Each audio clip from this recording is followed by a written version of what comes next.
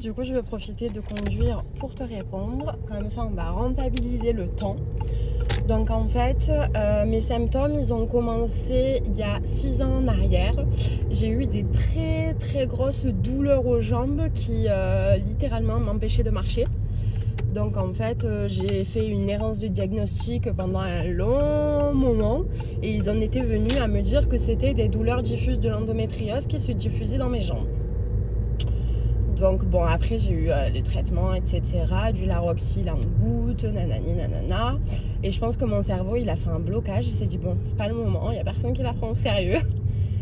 Donc je suis retournée au travail à fond.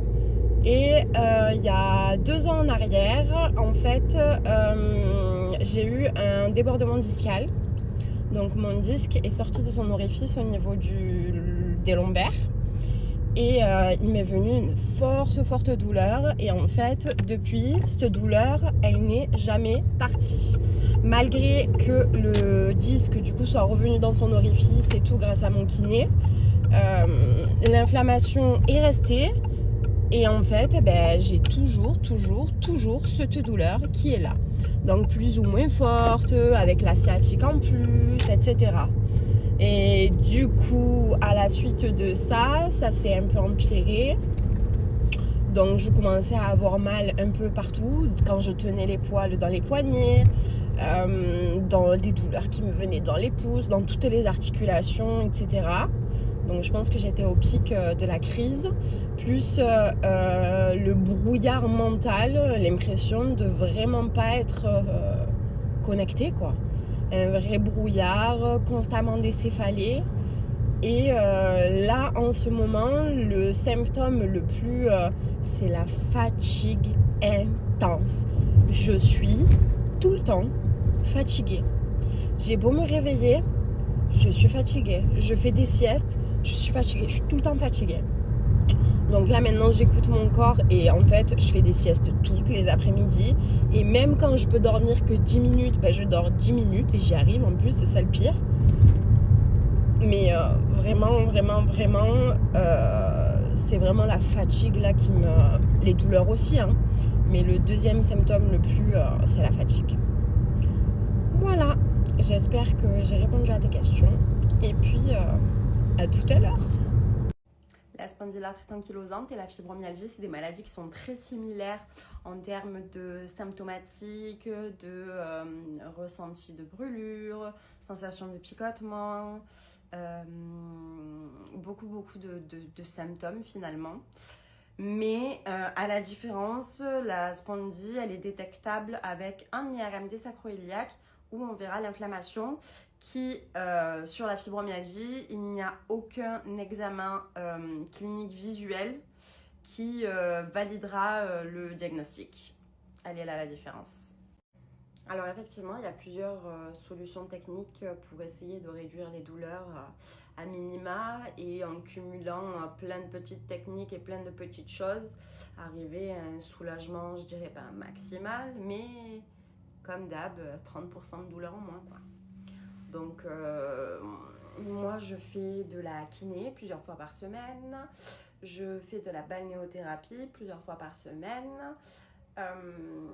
J'ai aussi le TENS, du coup, il est en route actuellement. Le TENS qui peut vous être prescrit par l'algologue et le rhumatologue. Du coup, pareil, avec des bouillottes en pépins de raisin, noyaux de cerise, queue de cerise, etc. Vous mettez au micro-ondes et hop, c'est chaud. J'ai aussi un tapis d'acupression. En fait, c'est un tapis où vous vous allongez dessus et c'est plein de micro-picots. Donc, en fait, ça vous déclenche une douleur sur une grande zone et avec les petits picots. Et en fait, du coup, comme c'est diffus, la douleur qui est principale est moins présente. Après, je sais pas si c'est psychologique ou autre, mais en tout cas, du moment où ça soulage, on va pas dire non. Qu'est-ce qu'on a encore? Effectivement, pareil pour le sport. En fait, il faut réussir à jauger.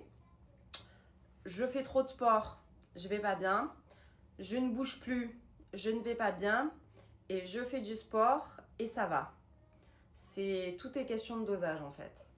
Il faut continuer à bouger parce que si vous arrêtez totalement de bouger, ben forcément les douleurs vont être d'autant plus fortes et psychologiquement ça va être d'autant plus compliqué et après on est au fond du trou et on n'en sortira plus. Qu'est-ce qu'on a encore comme... On peut faire aussi de l'acupuncture, il y a aussi tout ce qui est ostéopathie, naturopathie, les huiles essentielles et beaucoup d'autres techniques que certainement que je ne connais pas. Donc je vous laisse dire en commentaire si vous avez des techniques, des méthodes nouvelles à me faire partager. Mais oui,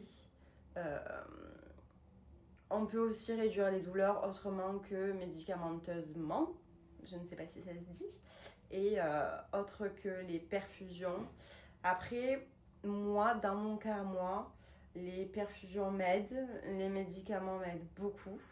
Alors déjà, je vais commencer par te témoigner tout mon soutien et tout mon courage parce que je sais à quel point psychologiquement ça peut être très compliqué à gérer et la fatalité de se dire pourquoi moi, pourquoi ça m'arrive, pourquoi on n'y arrive pas, pourquoi on n'arrive pas à me soulager, etc.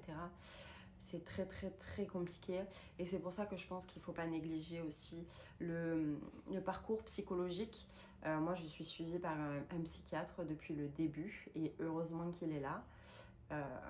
Vraiment, moi je vous encourage tous à avoir un suivi psy et surtout à trouver un psychiatre qui fait la fibromyalgie, qui est calé sur ce sujet-là.